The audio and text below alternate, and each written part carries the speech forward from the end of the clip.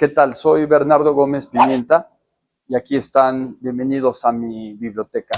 Soy arquitecto y algo que me gusta muchísimo es dibujar, ¿no? El dibujo, el poder organizar el espacio, entender los proyectos, poco a poco van apareciendo. Uno de alguna manera va reflexionando, pensando, dibujando las posibles soluciones.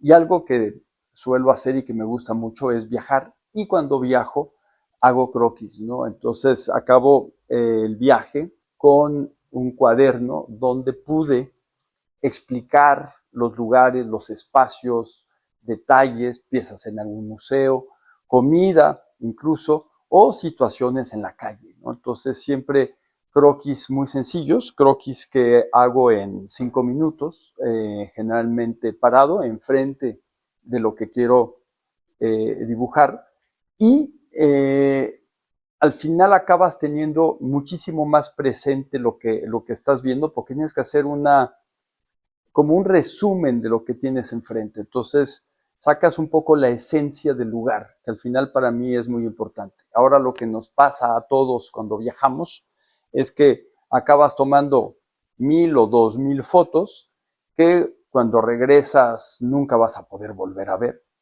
Y cuando cambias de computadora vas a perder las 2000 y que nunca viste, ¿no? Entonces aquí con esos cuadernos que hago es en este acordeón japonés, dibujado en pluma de colores. En algunos casos es azul, en algunos es negro, en algunos es rojo. Realmente es lo que tenga a la mano, y son dibujos que no tienen un trazo, o sea, no están trazados en lápiz, se hace directamente en tinta, con la posibilidad de equivocarse, de no tener los puntos de fuga correctos, y a veces son plantas, a veces son perspectivas, a veces son alzados. Uno puede jugar con lo que tiene enfrente.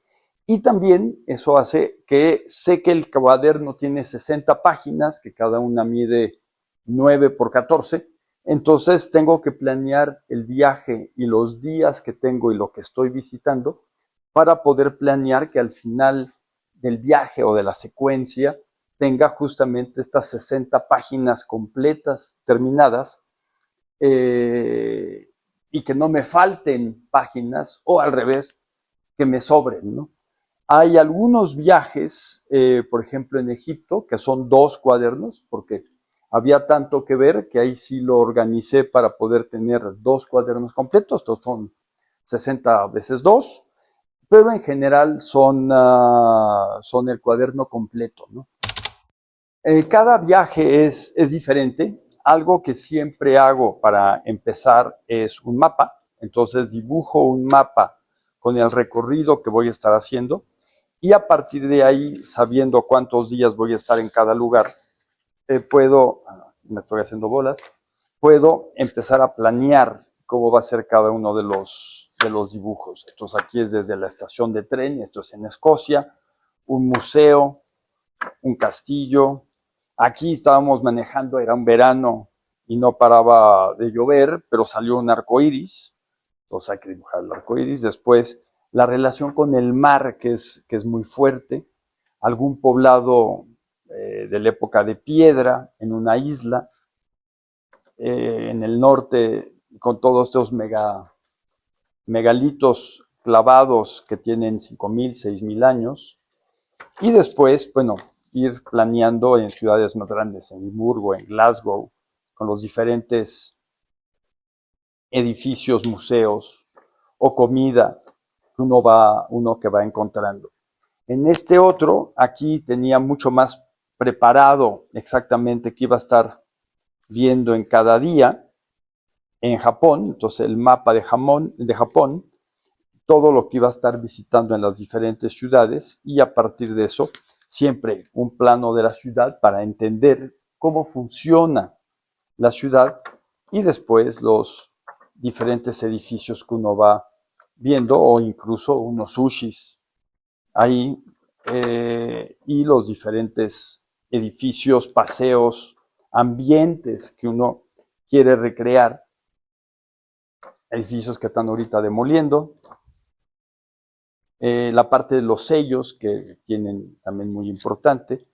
la parte de la naturaleza, que en Japón es muy presente y muy potente, y también la parte tradicional de la arquitectura en madera, ¿no? De tratar de entender cómo lo construyen, cómo lo hacen, desde los detalles constructivos, algún corte, para entender alguna sutileza y finalmente acabar el cuaderno, donde siempre en una bolsa atrás empiezan a aparecer pues boletitos, billetes, algunas cosas que uno va agarrando en el viaje y va metiendo y va guardando en el cuaderno que le toca, ¿no? Estoy siempre en este espacio, es mi espacio de trabajo, pero al mismo tiempo es mi espacio de lectura, y estoy siempre rodeado de libros, que es algo que siempre me ha interesado. Y el dibujo me ha acompañado en toda la vida, entonces desde que estaba estudiando arquitectura me la pasaba dibujando de manera continua, y poco a poco fue saliendo esta posibilidad también de viajar y de estar haciendo estos cuadernos. Estos cuadernos ahora son estas bandas continuas, pero al principio pues eran en cuadernos con hojas normales, ¿no? En un cuaderno escribe llenando el viaje, pero de manera mucho menos compacta o fluida. Entonces llegó un momento donde descubrí este formato y a partir de ahí empezar a entender lo general, empezar a ver el mapa y después empezar a hacer los dibujos. Para mí como arquitecto siempre la parte del dibujo ha sido siempre importantísima, siempre me ha acompañado y esencialmente me la paso dibujando pues día y noche, ¿no? Siempre estoy dibujando con el medio que tenga, ¿no? Puede ser un lápiz, puede ser una pluma de diferentes colores, puede ser una pluma de tinta, puede ser exacto, el formato que sea. Y al final el estar dibujando es de alguna manera expresar una idea o buscar una idea haciendo el croquis. Y poco a poco va agarrando sentido y se llega a una solución, que es lo que uno está buscando. Esta dinámica de los dibujos o de los cuadernos de viaje, estas bitácoras de viaje, de alguna manera también expresan o muestran mi manera de trabajar y de entender la arquitectura.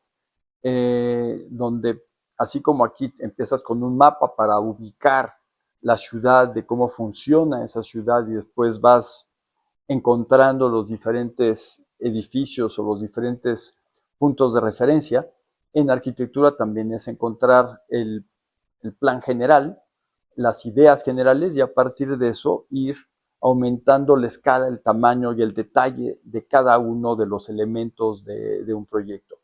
Entonces aquí atrás, que ahorita verán, hay una escalera, ¿no? Entonces una escalera que al final son elementos que están desapareciendo, que al final son muy importantes en la arquitectura, y solucionarlo con todo su barandal. Entonces uno toma un dibujo, lo vuelve a pasar encima, vuelve a dibujar encima de él, y con estas capas uno va llegando a una solución que tenga la posibilidad de construirse y que sea finalmente suficientemente sencilla, y que dé la idea que uno quiere mostrar en arquitectura. Entonces sí, esto de los cuadernos, que lo hago únicamente en los viajes, muestra mucho del proceso de la arquitectura como la veo yo. Este placer por el dibujo, sí, obviamente está en los cuadernos, pero también en cada uno de los proyectos, ¿no? Por ejemplo, así como hablaba hace un momento de la escalera, algo que hago en prácticamente todos los proyectos es que cada escalera y cada barandal es diferente. Entonces, si aquí, por ejemplo, en este espacio en el que estamos hay 6 escaleras, las 6 escaleras son diferentes, de diferentes materiales, de diferentes detalles, de diferentes pasamanos, con diferentes secciones, y que eso al final acaba dándole un entendimiento y una riqueza al espacio construido, ¿no? Cómo uno puede ir recorriéndolo y entendiendo prácticamente los dibujos que yo hago y que voy resolviendo de cada elemento. Y el dibujo es algo que se ha ido perdiendo, ¿no? Incluso para muchísimos arquitectos ya dibujar a mano es algo que ya no hacen, ¿no? Están únicamente dibujando en la computadora. Para mí, el gusto o el placer que tengo de poder estar dibujando a mano es enorme, ¿no? Y es algo que lo hago durante todo el día. Ahora justamente en París están organizando una exposición que se llama Viajes, dibujar 2 siglos de croquis de arquitectos, donde va a haber algunos de estos croquis de viaje, justamente durante los últimos 2 siglos, donde los arquitectos hemos tenido la posibilidad de viajar y de poder estar expresando todos estos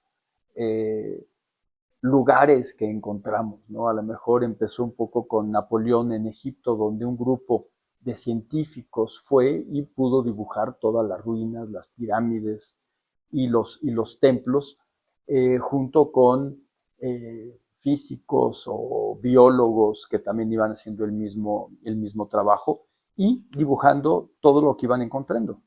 Mi gusto por la arquitectura empezó hace muchísimos años. Yo creo que tenía alrededor de 10, 12 años cuando estaba dibujando también todo el tiempo y fue visitando ruinas, que podría ser Palenque o podría ser en Grecia o donde sea, donde siempre estaba dibujando y entonces y tratar de entender el sistema constructivo de las ruinas.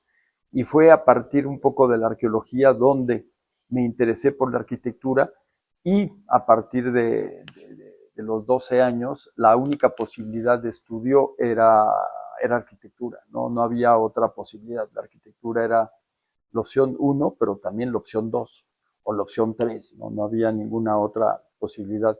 Y siempre desde entonces me la pasaba haciendo y dibujando todo el tiempo, ¿no? Dibujando y sacando la esencia de las cosas, porque al final lo que tienes que dibujar, tienes que retirar información para poder hacerla leíble. Entonces, muchas de las cosas tienes que sustraerlas y eliminarlas para poder hacer un dibujo que tenga sentido y que tenga la proporción y que tenga la información o lo importante que estás viendo delante de ti.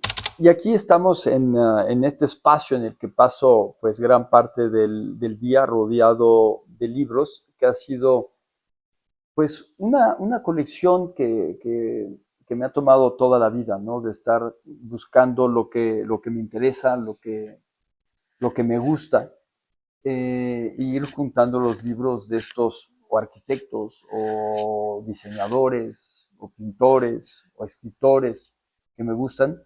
Y después llegaba un momento que los libros empezaban a invadir toda la casa. Entonces era tratar eventualmente de encontrar una lógica y una manera de acomodarlos.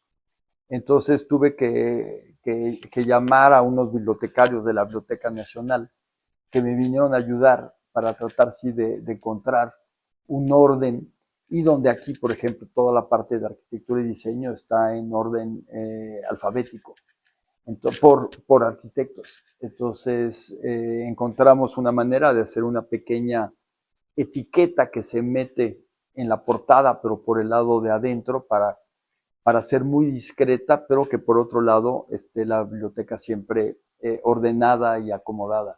Entonces sí, eso también hizo que aparecieran que en muchos casos había duplicados o triplicados, que como estaba todo acomodado, quién sabe cómo, de manera no muy ordenada, entonces aquí ya se pudo limitar y ordenar muchísimo más la biblioteca y el contenido de los libros. Y al final, cada biblioteca pues tiene de alguna manera el carácter o el interés de la persona que la va juntando, porque al final pues son 40 o 50 años de estar leyendo, buscando libros y eventualmente acomodándolos uno al lado del otro. Bueno, estudié primero, cuando acabé la preparatoria, me fui bueno, yo era el único en mi casa, en mi familia, que estaba interesado en arquitectura. Mi abuelo era médico, mi padre era financiero. Entonces me fui un año a trabajar a una constructora muy grande donde acabé trabajando en un edificio de Foster, el Hong Kong and Shanghai Bank, donde estaba yo dibujando, porque ya sabía dibujar, entonces dibujando planos. Después de eso regresé a México para entrar a la universidad, entonces hice la carrera de 5 años, después hice la maestría en Columbia University, también en arquitectura, y al regresar con un colega abrimos un despacho y ganamos un concurso para la Alianza Francesa, y a partir de ahí pues empezó una vida profesional con un primer despacho, y después a partir del 2003 con Luis Enrique Mendoza un segundo despacho que es BGP Arquitectura, en el que hemos desarrollado un sinfín de proyectos de diferentes escalas, algunas cosas sí de arquitectura, otros de interiores, también mobiliario, sillas, mesas, tazas o vasos, y también proyectos urbanos. Entonces trabajamos en diferentes escalas, desde cosas muy pequeñas, que puede ser un vaso, hasta proyectos como Avenida Mazarik en Polanco, que son 3.1 kilómetros de largo. Entonces, en el despacho solemos trabajar en estas diferentes escalas, y cada una de estas escalas da posibilidades diferentes de trabajo, ¿no? Cuando diseñas un vaso, pues tienes que comprender el proceso de fabricación de ese vaso, que te da posibilidades. Y cuando haces un proyecto urbano, pues te dan otras posibilidades que puedes hacer. Lo mismo que cuando uno hace una casa, o cuando hace una oficina, o cuando hace un edificio. Y algo que me parece muy interesante y que justamente te permite expresar muchas ideas diferentes es el poder trabajar en estas diferentes escalas de proyectos y de programas. Entonces, por un lado, haciendo a veces hospitales, o también algún edificio cultural, o un edificio académico, o un proyecto urbano, como mencionaba. Uno de mis intereses cuando hace ya muchos años era, bueno, estar haciendo arquitectura. Pero uno de los intereses es que había muy poca selección de materiales en la Ciudad de México. Todas las empresas internacionales no existían, no estaban aquí. Y si uno quería alguna mesa o una silla diferente, la única opción era tener que diseñarla. Entonces, al principio estaba con los herreros de la obra, entonces los que llevaban las viguetas o la estructura, empezar a hacerles maqueta, explicarles lo que yo quería para hacer una silla, y generalmente les costaba muchísimo más trabajo estar haciendo estos objetos más pequeños. Entonces, y al final hacer una silla hay que hacer, no sé, 3, 5 prototipos, entonces hay que irlo modificando, ajustando la altura, el respaldo, el ángulo, y poco a poco ir teniendo la silla que uno quiere, ¿no? Y eso se debía a que las fronteras de nuestro país estaban cerradas, y el único mobiliario que se encontraba era un equipal. Todo lo demás no existía, ¿no? Entonces, esa razón de no tener opciones en el mobiliario hizo que me pusiera a diseñar mobiliario. Entonces empecé con las sillas y con las mesas. Y después, con el tiempo, también cosas como vajillas, que al final acaban siendo también muy interesantes, porque todos estos son elementos que uno toca. Porque uno, cuando va en la arquitectura o visitando arquitectura, uno generalmente no va abrazando las columnas, ¿no? Pero estos objetos de la silla, de la mesa o de la manija son los pocos elementos que uno toca, y con los que tiene una relación de tocar, ¿no? De poder saber si están frías, si están rugosas o si es pulido. Y es algo esto que siempre me interesó de los materiales, ¿no? Uno de los proyectos ahora en una escala muchísimo mayor, urbana, es la recuperación o la remodelación de Presidente Mazarik. Esta avenida emblemática, que es la avenida comercial más importante de toda América Latina, mide 3.1 kilómetros. El proyecto nació de un grupo de vecinos preocupados por el deterioro de la avenida, que me llaman para poder pues arreglar el deterioro que veían en banquetas. Había infinidad de coches estacionados sobre las banquetas, entonces tampoco se podía ver o visitar porque a uno lo atropellaban. Entonces hice una propuesta para arreglar la calle, donde era por un lado la banqueta, ampliándola un poco, manteniendo los dos carriles en cada sentido, toda la parte de la vegetación, ocultar todos los cables eléctricos, internet, electricidad y demás, y también mobiliario urbano, semáforos, y el proyecto se lo presentamos al jefe de gobierno, que le pareció muy interesante, pero dijo, ¿por qué lo están haciendo únicamente de 1 kilómetro? Tendríamos que hacer la calle completa de 3 kilómetros. En ese momento entra el gobierno para poder hacer justamente el proyecto completo. Me tocó con muchísimas reuniones con vecinos, entonces tuve prácticamente 800 reuniones con vecinos para poder explicar todo el proceso y llegar a una solución donde era imposible darle gusto a todos, pero una solución que pudiera funcionar urbanamente, con un empleo también de materiales sumamente resistentes. Entonces, de buscar y conseguir el material ideal para las banquetas, en este caso es un granito, es una piedra mucho más dura que el mármol, entonces no se desgasta y no se hace resbalosa con la lluvia. Por otro lado, absorbe también muy poco, entonces se mancha muy poco y se puede también limpiar de manera mucho más sencilla. Y al final todo el despiece de todas las banquetas es como un mecano, donde hay un par de piezas de 40 por 80, otras de 20 por 80. Las guarniciones también son de 80, pero son macizas, que se van juntando de una cierta manera para poder hacer toda la jardinería y todas las esquinas. En las esquinas las piedras empiezan a girar, entonces es como una costura que sale siempre en las esquinas. Y lo que teníamos que hacer también era retirar los 500 coches que estaban estacionados de manera ilegal en la banqueta, para justamente hacer que la banqueta sea para los peatones, que es los que tienen que disfrutar la ciudad, y limitar de manera importante el uso del coche. Aquí al lado tengo una maqueta de un proyecto del aeropuerto de Texcoco, entonces ahí la aventura fue muy diferente. Ahí el gobierno mexicano invitó a 8 arquitectos a hacer un diseño, pero nos pedían que nos asociáramos con algún despacho internacional que haya hecho un aeropuerto de 30 millones de pasajeros, lo cual ningún arquitecto de los 8 mexicanos que estábamos participando, ninguno había hecho aeropuertos de esas dimensiones. Yo había hecho un par de terminales más pequeñas, pero nunca de 30 millones de pasajeros. Entonces, en ese momento fue cosa de asociarse con algún despacho que tuviera el conocimiento de un aeropuerto de estas dimensiones, de un hub que sería el tercer hub más grande del mundo, y empezar a pensar cómo debería de ser el aeropuerto. Al final el aeropuerto es la entrada de millones de turistas a nuestro país, pero también la entrada de muchísimos mexicanos que regresan a casa.